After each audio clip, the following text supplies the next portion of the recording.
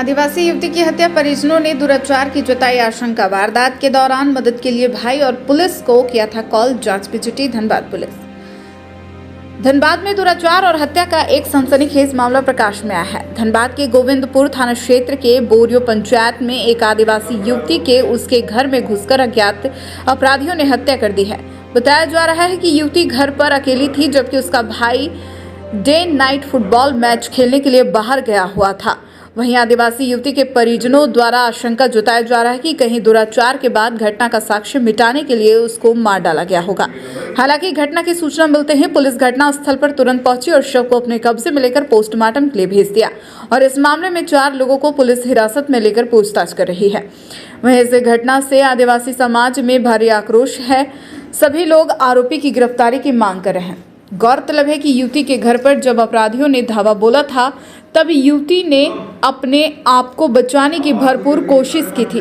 इस दौरान युवती ने अपने भाई को दर्जनों बार कॉल किया था, लेकिन फुटबॉल खेल में व्यस्त रहने के कारण भाई फोन रिसीव नहीं कर पाया। वहीं इस दौरान युवती ने पुलिस के एक टोल फ्री नंबर 112 पर भी कॉल किया था, लेकिन वहां से भी युवती को निराशा हाथ लगी। अपने आप को बचाने के लिए युवती अपराधी से जंग लड़ती रही। काफी देर लड़ने के बाद युवती अपनी जान गंवा दी।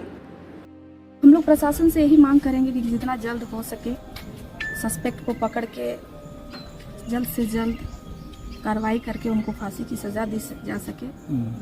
और हम चाहेंगे हमारे समाज में जो इस तरह की घटनाएं घट रही हैं, लोग जागरूक हों और कहीं ना कहीं जिस तरह बेटियों को संस्कार दिया जाता है कि आपको किसी और के घर में जाना है, शादी होना है, उसी तरह बेटा को भी संस्कार दिया जाए कि आपको महिलाओं का सम्मान करना है। कितना उम्र है जिनका साथ में यह हादसा हुआ? 18-19 साल। 18-19 साल का है।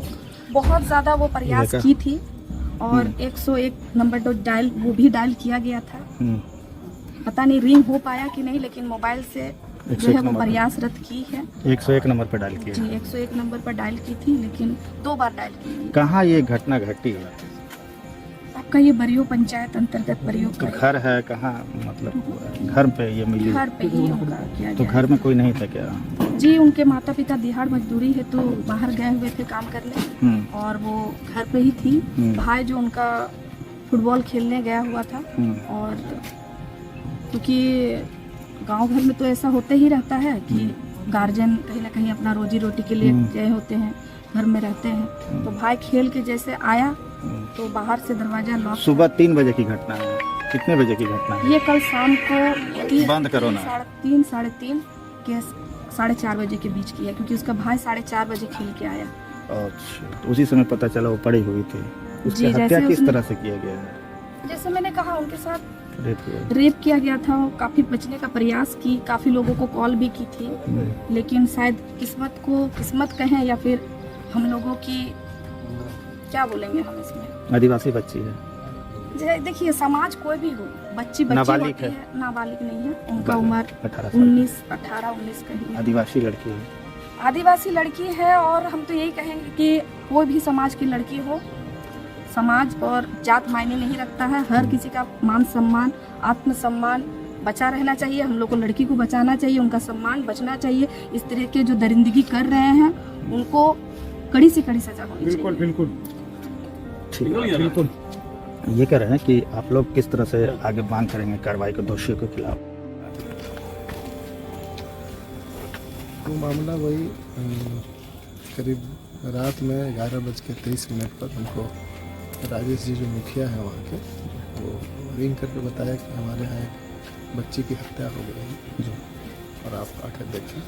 इस पर हम लोग सब गए और देखे। वहाँ पे बात यही थी कि बच्ची घर में अकेली थी। पिताजी माताजी दोनों दिहाड़ी मजदूरी करते हैं, गए हुए थे। भाई उनका बाहर था। 4:30 बजे शाम में आया तो देखा बाहर से दरवाज़ा लगा हुआ। जब अंदर गया तो देखा कि बच्ची उनके नीचे गिरी हुई है बाहर। तो उठा करके लोग ले गया मेडिकल में बताया कि नहीं, ये तो नहीं रही है, लेकिन फिर भी इनको लगता है एहसास नहीं हुआ। 1-2 जगह और ले गई, उससे लेट हुआ। इन्फॉर्मेशन थोड़ा सा बाद में मिला और हम लोग इसको प्रॉपर इन्वेस्टिगेट कर रहे हैं। अभी हम लोग पोस्टमार्टम हाउस में आए हैं, देखिए इनको ताकि ओपिनियन लिया जा सके। पोस्टमार्टम रिपोर्ट के बाद ही बातें और आएगी। ऐसे एहतियात के तौर पर हम लोगों ने सस्पेक्टेड कुछ लोगों को पूछताछ के लिए हिरासत में लिया। जब मेडिकल हुई थी तो रेप की पुष्टि हुई है उसमें? नहीं, ये तो अभी नहीं कर सकते, ये बता सकते हैं डॉक्टर साहब। तो अभी जब तक रिपोर्ट मेरे हाथ में नहीं लगी कुछ बता नहीं। नहीं सकता। सर उसमें वो लड़की जो है बचने का काफ़ी प्रयास भी किए थे, कुछ कॉल्स वगैरह भी किए थे अपने रिलेटिव को, 101 में भी डायल किए थे।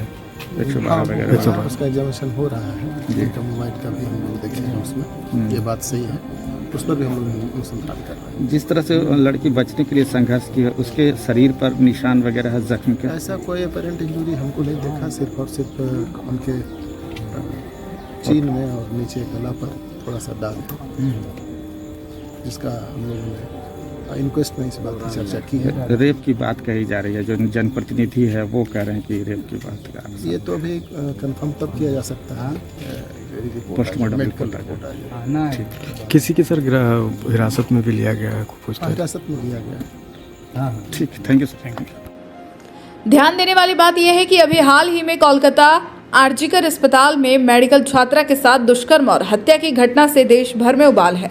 ऐसे में धनबाद पुलिस और महिलाओं से जुड़े अपराध को लेकर खास कदम उठाना होगा। न्यूज़ ANP के लिए धनबाद से ब्यूरो रिपोर्ट।